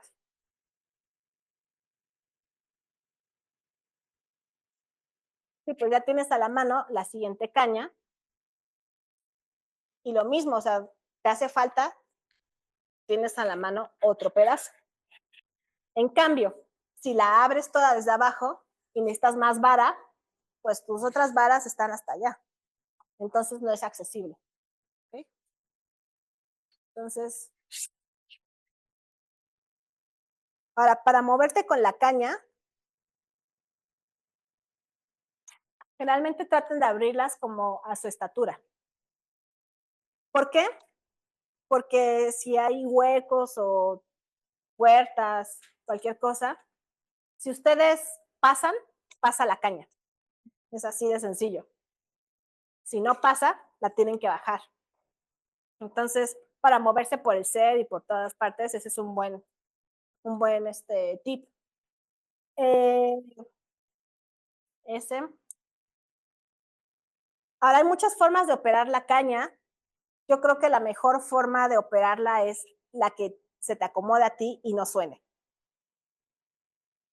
¿Por qué? Porque pues cada quien tiene una capacidad motriz diferente a la de las otras personas. Entonces, si a ti te funciona de un lado y no está sonando, adelante, ahí es. Sin embargo, hay gente que hace esto. Dicen que si la cargas con la cabeza, a la larga te vas a lastimar las vértebras estas que están aquí atrás, a las cervicales. Entonces, digo, todo está muy bien cuando estás en tus 20, pero les juro que a partir de los 30 sí es cierto que hay achaques. Y no, o sea, yo no he llegado a los 40, pero no sé. Ajá. Entonces, hay un microfonista que trabaja en Estados Unidos y tiene un perfil que se llama Easy Boom y te da varios tips y él jura y prejura que esa posición daña las cervicales. Entonces, él recomienda a las nuevas generaciones no hacerlo. Y desde que yo lo vi, ya no lo hago. Entonces, les paso ese dato. Para mí, lo que me funciona es apoyo con una palma y manipulo con la otra. ¿Por qué? Porque entre menos dedos tenga yo en la caña, menos ruido hago. Entonces, a mí me funciona hacer esto.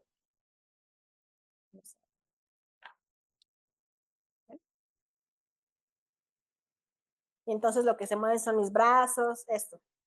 Si hago esto y me tengo que mover, a mí me suenan los dedos. Por eso les digo, si a ustedes les funciona, adelante. Pero a mí lo que más me funciona es, entre menos dedos tengan la caña, menos suena. Entonces la llevo a cargar con esto, o a veces solo con un dedo, así, o luego me tengo que mover así. A veces en documental, en entrevistas muy largas, sí utilizo mi hombro como apoyo, pero igual solamente es un apoyo y lo muevo con esto. ¿Ok?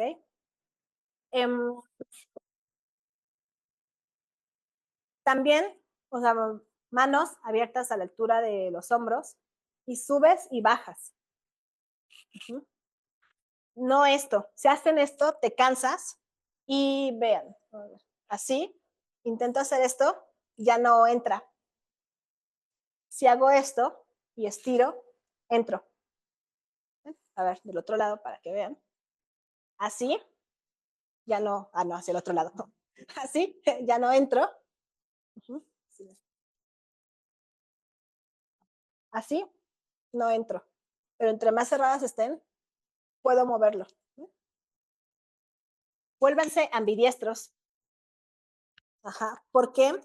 Porque la regla es que tú siempre tienes que tener tu cara viendo al fotógrafo.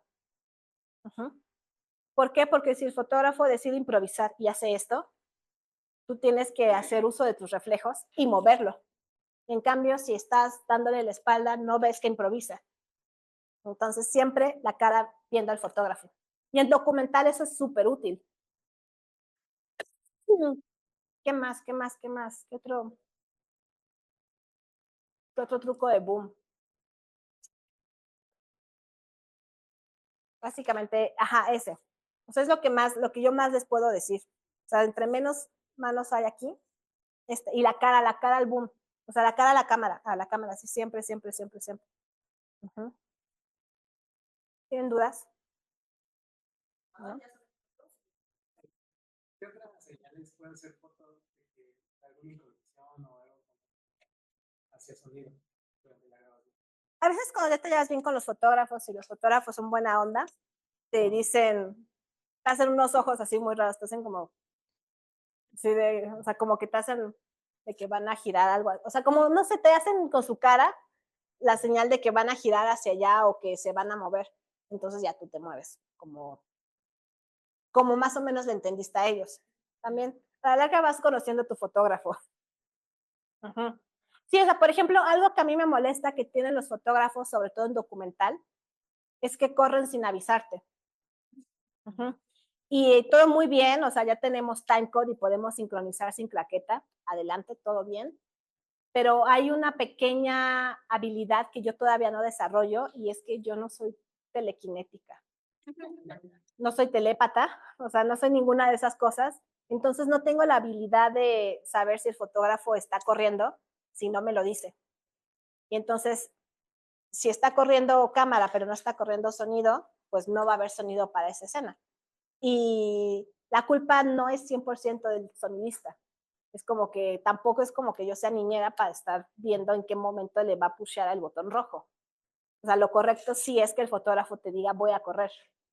No te tiene que decir voy a correr, te puede hacer la señal de estamos corriendo o algo.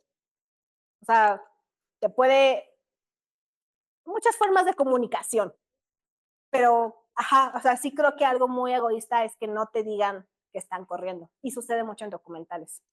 Entonces, corran porque, o sea, cuando ustedes corran, díganle siempre a su sonidista porque al menos que ya hayan ustedes evolucionado y puedan leer mentes, sí es muy útil que le digan a su sonidista que están corriendo.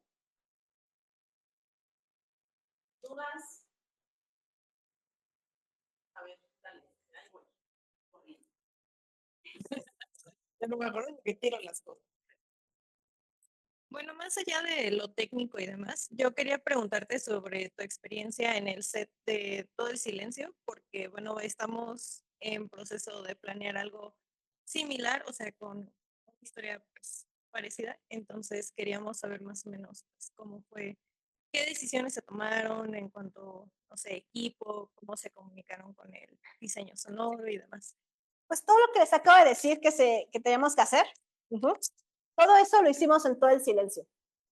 Teníamos un plan de rodaje donde los wild tracks estaban programados, donde se fueron a pruebas de vestuario, donde fui a locaciones, donde fui a, o sea, hice un scouting, yo recuerdo estar haciendo un scouting de running shots y yo preguntándome, ¿por qué estoy haciendo el scouting de running shots? Pero sí, o sea, todo lo que les acabo de decir se hizo en Todo el Silencio. Y todo lo de que el sonido estaba concebido en el guión se hizo en Todo el Silencio. Y todo lo de que el director lo leyó y tenía su propia propuesta desde el guión estaba en Todo el Silencio. Entonces eso me lleva a los PDFs. Los PDFs. Que están en a los PDFs, así de, ay, qué bueno que ya llegaron. Primero, bueno, este es el guión de Todo el Silencio antes de llamarse Todo el Silencio. Se llamaba Sonos. ¿qué me dices? Más, la primera página. Entonces, ahí, tenemos una nota al inicio del guión, escrito por la guionista. Y la nota dice, el sonido, en la evolución de la historia, debe responder a la pérdida de oído de Miriam como si fuera un punto de vista, pero auditivo, donde el espectador entiende cómo va cambiando el mundo sonoro para ella. Esto estaba dado en el guión.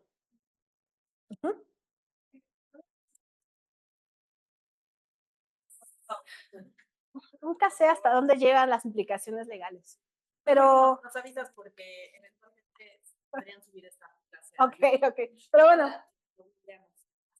Ok. Y pero más bien, ya se dieron cuenta que hay una guionista que escribe su punto de vista auditivo.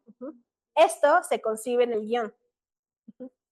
¿Vieron la película de Zona de Interés? ¿Sí? O sea, a mí me gusta más el ejemplo de Zona de Interés que de Todo el Silencio o que de Sound of Metal o estas cosas. ¿Por qué? Porque estamos tan atrasados en lo que es el lenguaje sonoro que pensamos que solamente hay lenguaje audiovisual cuando es una película de sordos o cuando es una película musical. Y lo que me encanta de Sound of Interest, es que es la misma película del Holocausto que hemos visto 80,000 veces y que la cosa que lo hace diferente es el sonido. Entonces, yo voy a esto. Si usted, o sea, piensa en la película más cliché, o sea, la que ya hemos visto 1000 veces, y busquen su punto de vista auditivo. Y ese punto de vista lo pueden poner como una nota, como aquí, como lo hizo la guionista en la película. ¿Ok? Porque les digo, siempre es muy fácil pensar en que el sonido importa cuando es música o cuando alguien está perdiendo el sonido. O sea, por ejemplo, ustedes ven la serie de Daredevil, la de Netflix. Creo que el primer capítulo de la segunda temporada es genial porque está Daredevil y lo único que se ve es un paneo de la ciudad y vas escuchando, según el paneo, ciertas zonas de los edificios. Pero vamos, Daredevil es un personaje ciego. O sea, es como, busquemos la forma de darle la vuelta. Y por eso me gusta mucho Zona de Interés. O sea, porque si le quitas el sonido, es la historia de una familia burguesa alemana y ya. Día a día. Sí, o sea, y ya. Lo que es interesante de esa película es todo lo que no se ve. Pero se escucha. Entonces, esto es lo que les quería enseñar. O sea, la guionista. Vuelvo a apuntar aquí. Este es el de notas. El de notas. Entonces ya teníamos nuestro guión y el director pone sus propias notas. Entonces, no, más abajo, más abajo. Más abajo. Es que esa escena ya no existe. Más abajo. Esta. Muy bien. Ajá, la 2. Entonces, el director pone en su guión, en el guión que le comparte a todo el crew, le pone corte abrupto por sonido. Entonces, máquina de café o tetera, presión o vapor. ¿Qué significa esto? Leemos la primera línea, dice, una prensa francesa baja lentamente en la preparación de un oscuro y espumoso café que se apetece. Entonces, según el director y nuestra guionista, ¿qué es lo que suena en esa línea? La máquina de café. Y es muy importante. ¿Por qué? Porque como vieron, según nuestra guionista, hay un punto de vista auditivo que se va perdiendo. Entonces el sonido empieza con un corte abrupto. Y esto se determinó muchísimo antes de que empezáramos a grabar.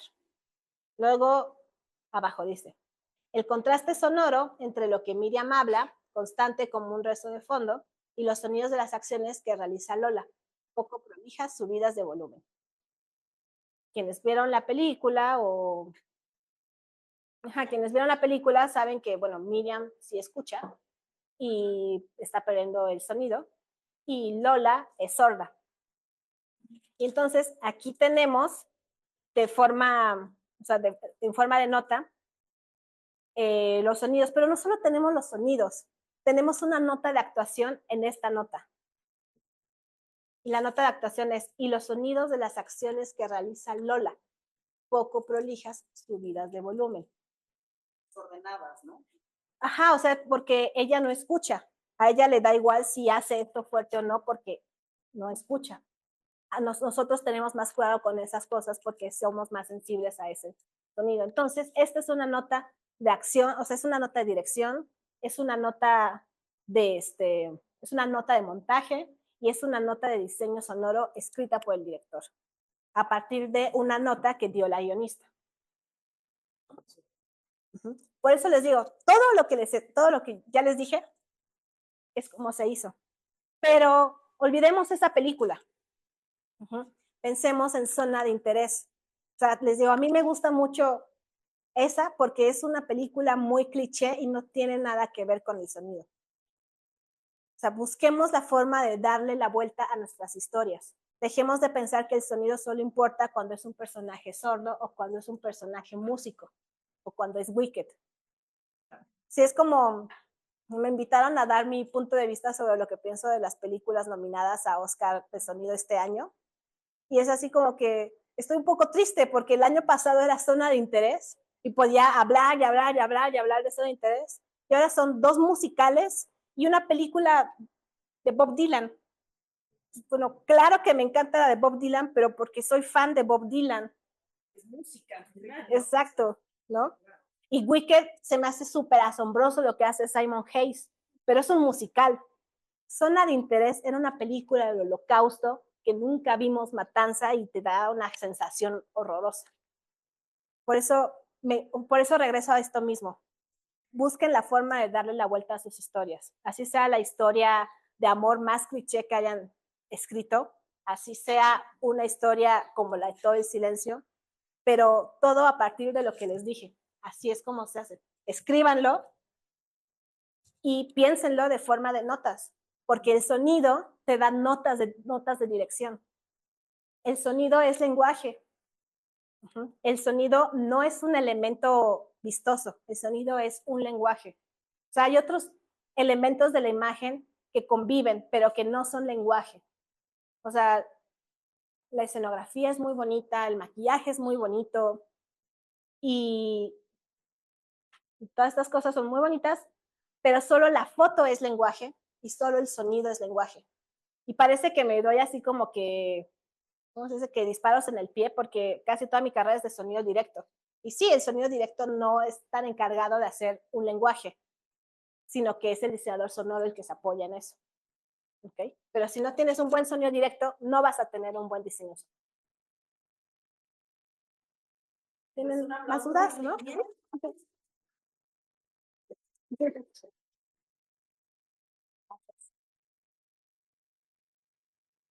Según yo, o sea, podremos contestar una o dos dudas. Va. Concretas. Hay una pregunta en el chat, entonces en lo que la leo, tú, Rebeca. Mira, justo en relación a lo que te comenta mi compañera, igual la historia que escribimos, pues es de una persona que está perdiendo la audición, ¿no? En su caso era un bailarín.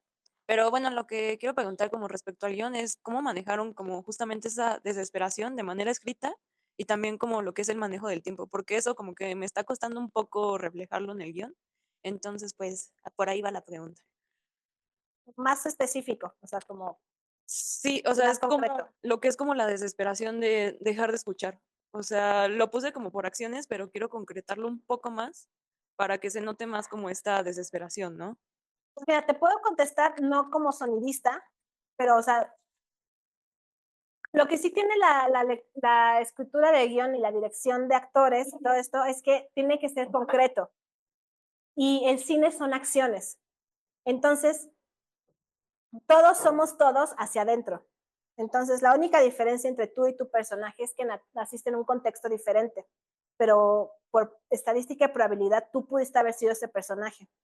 Entonces, ponte en ese lugar y piensa en acciones concretas, cómo cómo te sentirías tú en ese personaje. O sea, por acciones concretas. O sea, todos somos todos hacia adentro. Y genuinamente hacer una investigación documentada. O sea, un poco yo les comentaba que mi mamá empezó a perder la audición de un oído y alguien me dijo, ¿la podemos entrevistar? Claro, porque ella fue una persona que escuchaba bien y ya no. Pues literal, ¿no? Porque a lo mejor nosotros podríamos ponernos algo. De hecho, si ustedes hacen esto ahorita, pues ya se escucha distinto. Yo ya escucho distinto, me escucho a mí misma distinto. Entonces, un poco, imagínense vivir así todo el tiempo, ¿no? Decir, ¿qué siento? Pues no sé. A ver. Y justo la película, ustedes ya no vieron, pero la que es la carátula inicial de la película tiene un asesor médico. Tiene un asesor médico y nosotros en la película, o sea, teníamos a un intérprete de señas y todas esas cosas. O sea, sí hubo una documentación. Ahí está. Dice asesorías. Mundos de sordos y lenguaje de señas, etcétera, claro. Sí, o sea, eso, pero ya de forma más personal, sí, o sea, pues hay que interpretarlo. Blue Niño, de aquí del Zoom, te pregunta, ¿funciona de igual manera las notas del director con respecto al texto descriptivo de la escena?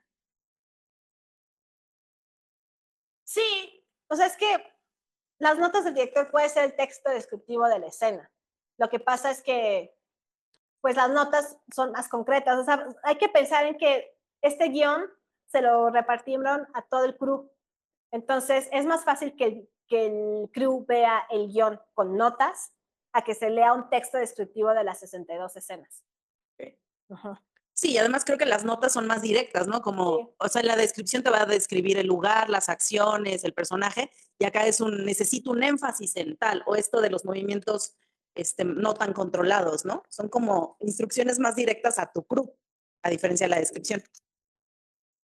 Bueno, yo tengo una duda sobre cuál consideras tú que es cómo ves el panorama en México sobre justamente esto del diseño sonoro y pues como nos mencionabas, ¿no? Que estamos como comparados con Estados Unidos muy atrasados, pero con con el resto de América Latina avanzados.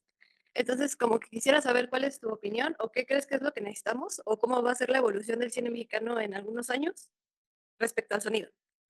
O sea, respecto al sonido, si alguna vez escucharon el tema de, o sea, esa frase de las películas mexicanas suenan mal, significa que esa persona no ha ido al cine a ver películas mexicanas en 20 años.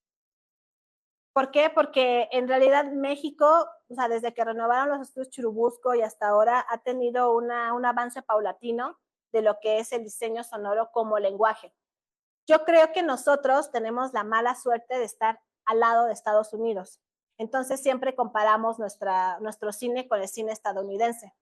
Y el cine de Estados Unidos es muy chido, pero su forma de producción es diferente a la mexicana. Entonces, ellos sí tienen salas de doblaje muy grandes, ellos tienen salas de Foley gigantes, tienen presupuesto para hacer esos. Esa es una industria muy chida, estaría muy lindo hacer ese tipo de cine, pero no nos toca a nosotros. Y es poco probable que alguna vez lleguemos a ese nivel de maquila. ¿Por qué? Por lo mismo, porque estamos muy cerca de Estados Unidos. Y, o sea, por ejemplo, con el Tratado de Libre Comercio tenemos que exhibir muchas películas pues estadounidenses y por oferta y demanda, lo que hace que Cinépolis te exhiba. Y además está la cosa de los monopolios y bla, bla, bla, bla. Pero las generaciones nuevas cada vez son más sensibles a lo que es el sonido como lenguaje audiovisual. Además, la tecnología ya es muchísimo mejor como para poder crear cosas como Son of Interest. Hace 30 años no podías crear todas estas cosas porque no había la tecnología. Entonces, sí creo que si nos enfocamos en lo que es el sonido como lenguaje, o sea, vamos en buen camino. O sea, sí creo que vamos por ahí. ¿Sí respondí tu pregunta? Ok. ¿Algún comentario o algo? Sí, nada. Pro Tools. O sea, es Pro Tools porque todas las salas de mezcla del mundo terminan en Pro Tools. Si tú te haces un diseño sonoro en otro sistema, vas a tener que trasladarlo a Pro Tools y vas a tener pérdida de información. Entonces, de entrada empieza en Pro Tools. Pero el diseño sonoro se empieza a maquetear en la edición. Entonces lo maqueteas en el Adobe. ¿Algo más? Bueno, así, aquí hay una. Y justo que escribiste tu tesis justo sobre el sonido en el cine y ya tiene 5 años esa tesis y justo de cuando realizaste toda la investigación, ¿qué tanto ha cambiado el panorama a partir de que Por Dios. hiciste la tesis?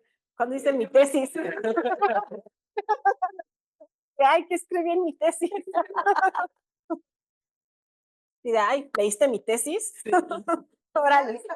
¿Alguien leyó mi tesis? No, bueno, ha cambiado sobre todo a nivel técnico. O sea, la tecnología ha avanzado mucho desde ese momento. O sea, ya tenemos 32 bits flotantes. Creo, o sea, por ejemplo, de esa tesis ya salió Son of Metal, salió Roma, salió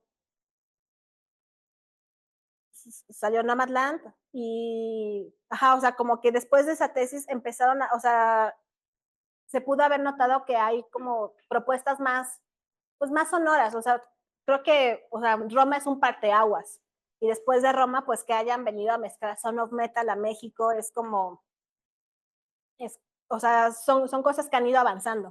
Y sobre todo eso, creo que los directores más jóvenes cada vez son más auditivos.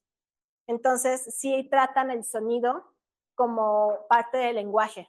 O sea, yo sí creo que hay que hacerle mucho énfasis en que el sonido es lenguaje y que no hay que tenerle miedo a las cosas técnicas de sonido. sí creo que en eso ha cambiado. Qué bueno que leíste mi tesis.